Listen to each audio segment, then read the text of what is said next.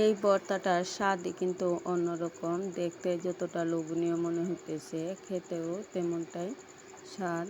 আসলে ভর্তাটা অনেক মজা হয়েছে। এই ভর্তাটা দিয়ে যে কেউ অনায়াসে 2-3 প্লেট ভাত খেয়ে ফেলবে। অন্য কোনো তরকারি ছাড়াই ভর্তা দিয়েই শুধু ভাত খাবে। এতটা দারুণ আর এতটা টেস্টি হয়েছে, খুবই ভালো লাগছে।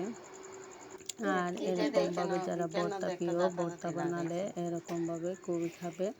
এর জন্য আমি নিয়ে নিছি কিছুটা চেপা শুটকি, বা অনেকেই বলেন চেপা শুটকি, কিন্তু আমাদের গ্রামের ভাষায় বা আমরা সিলেটিরা ওটাকে শীতল বলি। আর এগুলো আমি বিশেষ করে সবগুলো পাটায় বেটে নেব। আর এর জন্য মরিচগুলো ভালো করে বেটে নিতেছি। আর এখন শীতলগুলো বাটবো যাতে কোনো কাটা না লাগে।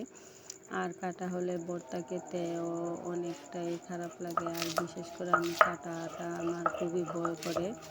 আর যাদের এরকম কাটা ভয় করে তারা এরকমভাবে পাটা, শিল পাটা বা পাটা, যে যাই বলেন, ওটাতে বেটে মিহি করে বেটে ভর্তাটা বানালে যে জীবনও ভর্তা খায়নি সেও খাবে। আর এই ভর্তার ঘ্রাণ আর স্বাদ অন্যরকম ছিল। আর এর জন্য আমি কিছু রসুন কুচি করে নিলাম। রসুনটা আমি কমই দেবো এখন, যেহেতু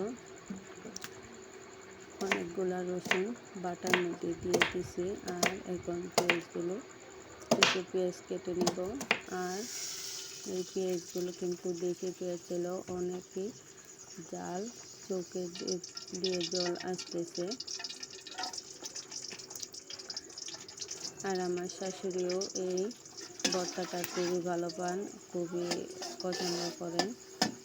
ওনার ভর্তা খুবই প্রিয় খাবার, যে কারণে আমি মাঝে মধ্যেই ভর্তা বানাই।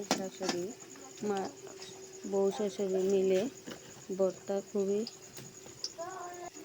হলে আমাদের আর কিছুই লাগে না, যে কারণে বেশিরভাগই আমি ভর্তা বানাই।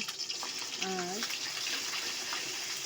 ভর্তাটা আমি কিছুটা রসুন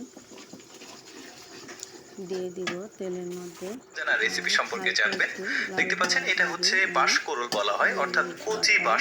যারা ইউটিউব থেকে দেখছেন তাদেরকে বলছি চ্যানেলটি সাবস্ক্রাইব করে দিবেন এরকম গ্রামীণ নতুন রান্না দেখার জন্য।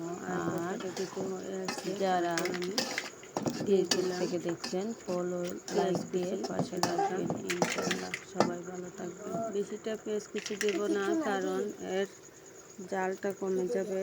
আর জালটা কমলে ভর্তার স্বাদ পাইবে না। ভর্তা যদি জাল না হয় তাহলে ভালো লাগে না খেতে।